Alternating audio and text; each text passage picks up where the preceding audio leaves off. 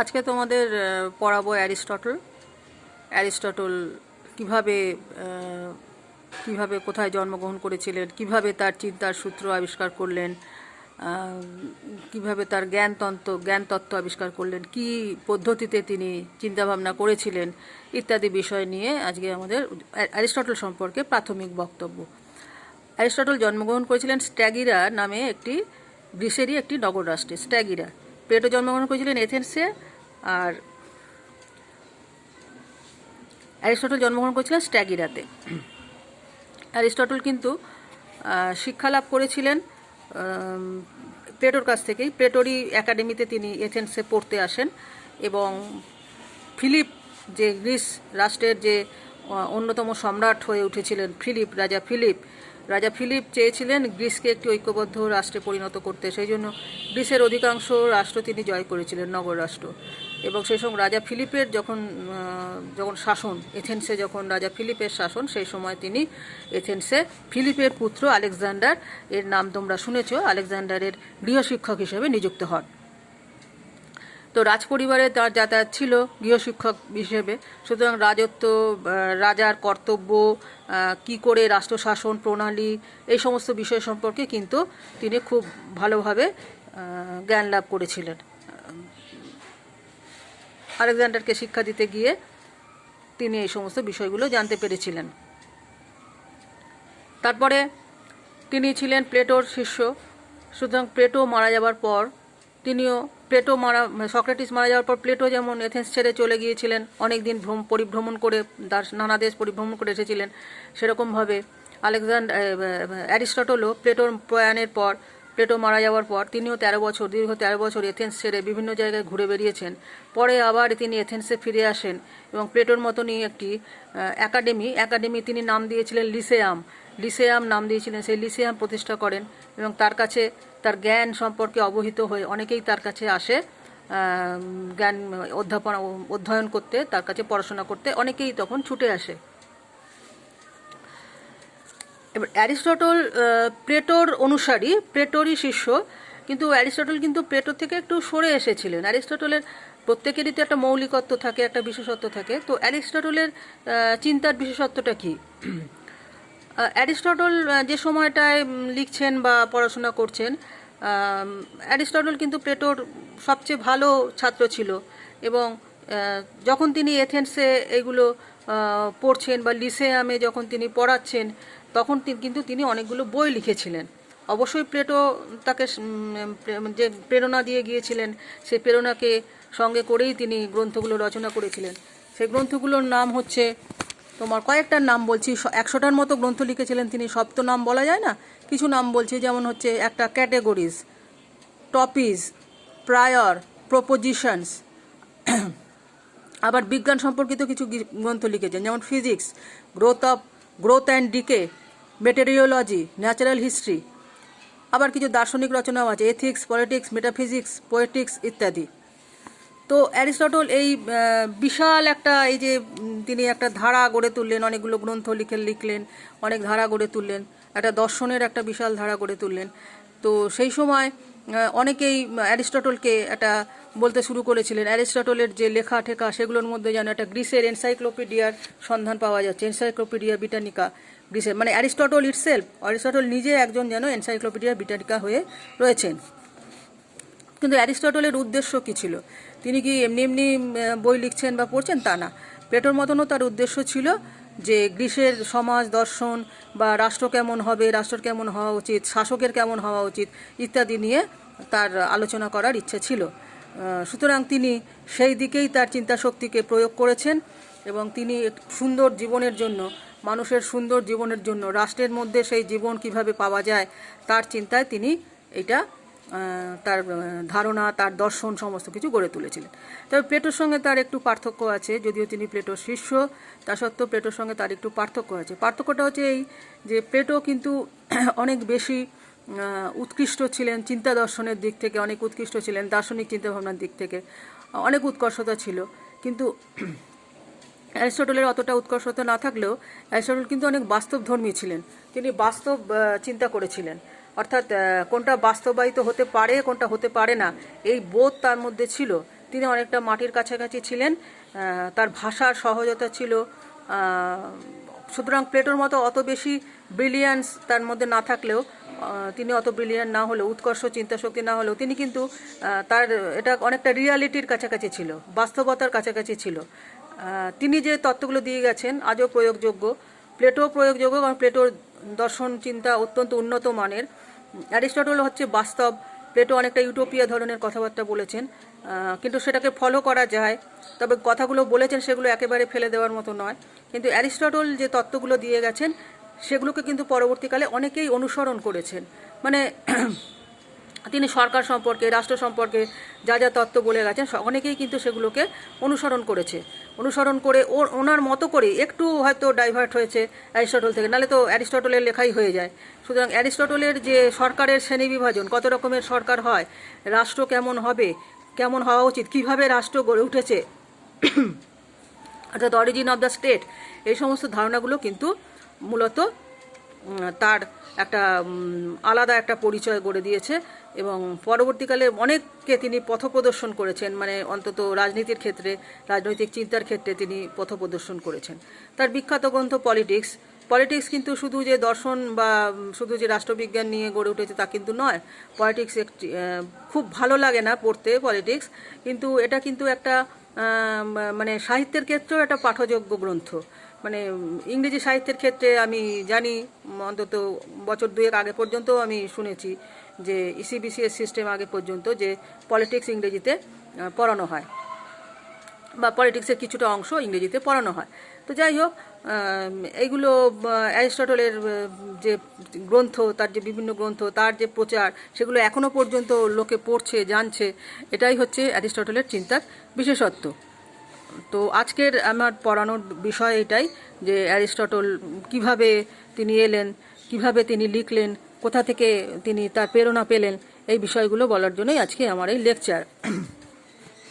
তো আমার যেহেতু এই ব্যাচে 3 জন মতো ইংলিশ মিডিয়াম আছে, সেই জন্য তাদের ইংলিশ মিডিয়ামের জন্য আমি খানিকটা একটু ইংলিশে বলে দিচ্ছি ব্যাপারটা অল্প কথায়।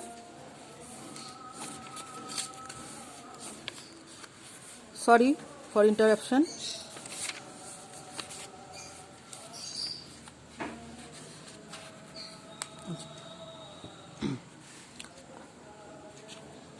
After Plato came Aristotle, who significantly contributed to political philosophy. Even now, it's studied seriously all over the world. History is much indebted to him for giving nature ideas to world political philosophy. Aristotle, the ablest of Plato's disciples, whose name means the best purpose, was born in Stagira in 384 BC, before Christ, 384 BC. Aristotle born in 384 BC, that is means the before Christ, the BC. What is called the modern day, it's called the Thessaloniki, the Stagira called the Thessaloniki. His father Nicolaus was the personal physician of King Amytas of Macedon. I called the Macedon the state who ruled over the all over the Greece under the King Philip. Under King Philip, his son was Alexander. So Aristotle believed in that. He was so much talented, and he was so much brilliant that King Philip appointed him to teach his son Alexander. So Aristotle have some royal experience. He has some royal experience from whom he draws his thinking and his thought. He draws his things and the thoughts of how a king will be ruled, how a king will rule over the country, and how the state we do have the goodness for the people. The state is the goodness for the people. The people have a good life in under the state, and the king is king make the rules, and rules by obey the rules. The men feel like a good life in the state, and this. It's the experience of the royal family. Aristotle thinks so.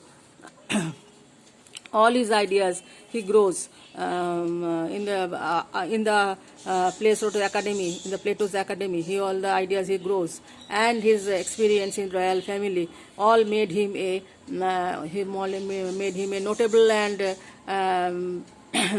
notable thinker in Greece and all over the world. Nowadays we also studied Aristotle and other politicians, Plato also and Aristotle also and other. Socrates is not so much studied because he did not live long.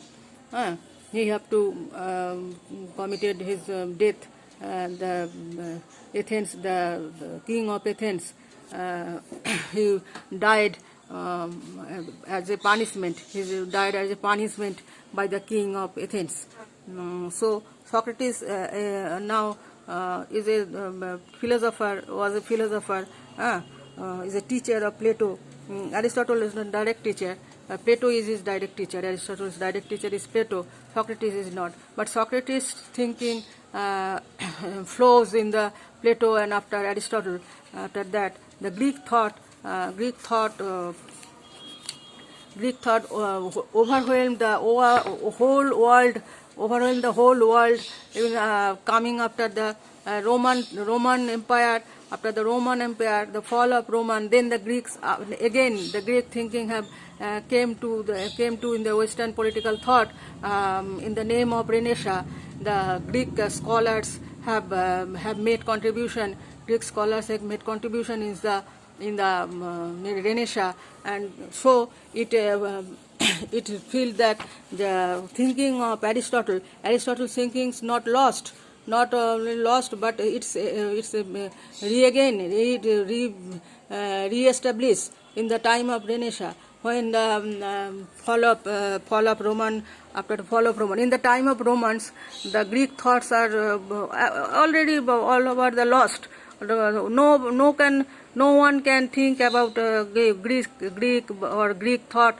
No influence was there in Roman Empire.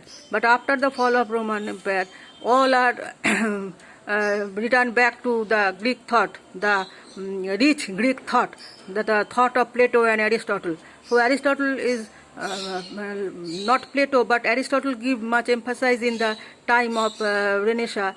All the Greek scholars and the Italian scholars all are made return back to Aristotle. So but the Greek, the Aristotle and Plato, they are not things of politics and religion. They did not make any difference between politics and religions. Religion was there, and religious norms, religious laws and regulations all are followed in the Greek states, Greek city-states.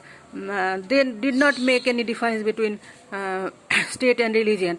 But in the time of Renaissance, this difference is made. This difference was made by Machiavelli first. So it was a question that if Aristotle is a real thinking, reality, his thinking is sometimes his reality. But how he did not differentiate between the politics and the state.